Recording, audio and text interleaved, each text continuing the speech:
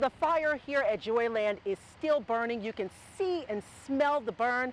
The fire chief tells me they're just going to have to let that building burn out. This fire may have started from a propane tank. I'm going to step out of the way so that you can see the damaged roof and the burned sides on this house. Shots were fired and police were called here to 14th and Holyoke. When they got here, they found a man shot in the leg. They followed a trail of blood to this house where they found a man dead inside. What's your favorite thing out of everything he sent you? This. Your letter?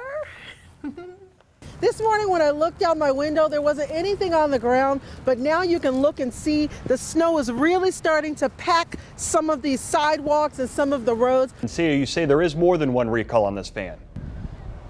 Yes, Michael, there are 4 recalls on that van that burned there in the garage. You can see some of the items caught in the fire, bicycles, stroller, chairs. But the mother tells me these things can be replaced. She's just happy she got her kids out in time. Yeah, that's my youngest. Tina Wazisco says she lost her van in her home in the last 24 hours, but it doesn't matter because she and her 4 kids are alive. Just ran out and with the kids, and then I just saw the smoke coming from the garage and thought, oh my, you know, I'm glad we're all out of there. Tina had just pulled into the garage when she noticed her battery indicator light was on. After she got inside the house, she looked back out and saw her van on fire. Fire investigators know it was the van, a 2007 Honda Odyssey, that caused this fire and are focusing their investigation on recalls involving the van. The origin of the fire, we determined, is in the front right lower area of the engine compartment of the minivan. So we pulled the VIN number, ran the VIN number, and we did come up with 4 recalls that were issued for that vehicle. This is the van in question. The recalls include computer problems that can lead to unexpected braking, but more recently, the fuel system, specifically a fuel pump cover the company says could lead to fire, but no fires have been reported. Tina says she just received a recall notice a few days ago.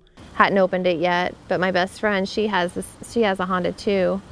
And so she had just gotten that, and she said they don't even have the parts available yet. Tina says the whole situation is scary, but she's glad she didn't leave her kids in the car. It could have been a lot worse, and I'm just so thankful that my babies are okay. Investigators do believe that fire started in the van, and they are looking at those 4 recalls as one of the sources of that fire. Investigators hope to wrap all of this up in the next couple of days. In Derby, Nyorkor, Eyewitness News. This is the trap animal control set to try and catch that stray dog. If you take a closer look, you'll see the food is gone and the trap is closed. I spoke with one woman who tells me she saw the dog running around here last night. Just like the last 10 weeks, no one has been able to catch her.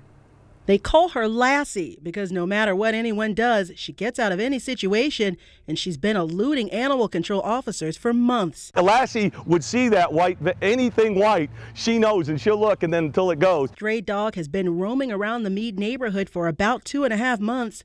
No one's claimed her, and neighbors say she's aggressive. It barks at people and chases people walking. George Theo Harris says he was riding his bike when the dog almost got him. The dog actually ran me into the street, and I was almost hit by a car. A car had to swerve around me. They say sometimes the dog hides in this bush, other times she falls asleep right next to the trap animal control set for her. Officers have been out 21 times since March trying to catch the dog. They've come close 7 times, even tranquilizing once, but she got away. The dog is such a threat, U.S. postal carriers have changed the way they deliver mail here. Back in April, some residents received a letter from the U.S. Postal Service requiring them to move their mailboxes from their doorsteps to their driveways. Those who didn't comply have to pick up their mail at the post office. Theo Harris says the whole thing is a pain. He's been working with the city to get things back to the way they used to be before the dog came to Mead. Animal control does all they can. I mean, I don't want to blame them. If I'm a mail carrier, I don't want to be attacked by a dog. Catch the dog! I just can't believe that that dog is that smart, that they can't catch it. There are many hands involved in trying to catch this stray dog. Next Monday, Wichita police Animal Control and a representative from the U.S. Postal Service will meet here in Meade with neighbors on this street to try to figure out what to do about this dog. But for now, Lassie remains out here. Pat Throckmorton says he built this fence to try and hide what he calls an eyesore on his neighbor's vacant property. I'm just tired of seeing the mattresses. I'd like to see it go away. When we first told you about this story back in March, that was the plan. But since then, Throckmorton says he has only seen more mattresses pile up. The city's Office of Central Inspection gave the homeowner a deadline of April 1st to clear away the mattresses, but the city admits it has not had time to enforce its order. Neighbors say that could be the reason new mattresses keep springing up. From my point of view, there are about 16 mattresses stacked outside of the house. That's not including the ones that are stuffed inside the house.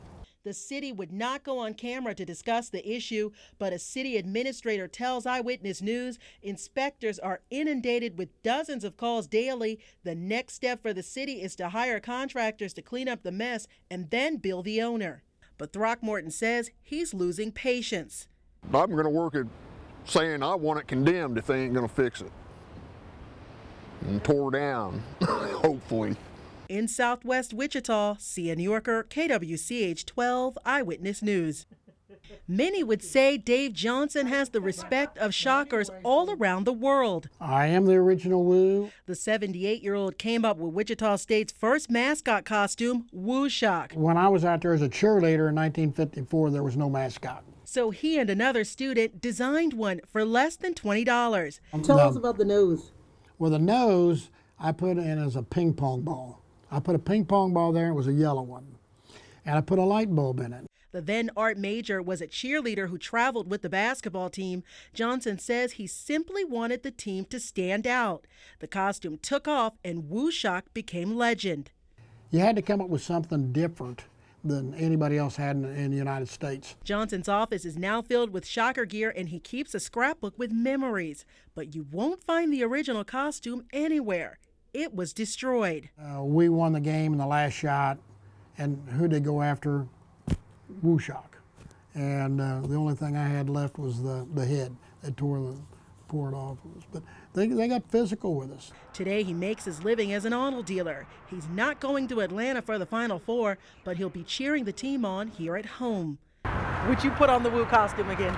Oh, yes, I would. In Wichita, Sia Nyorkor, KWCH 12 Eyewitness News.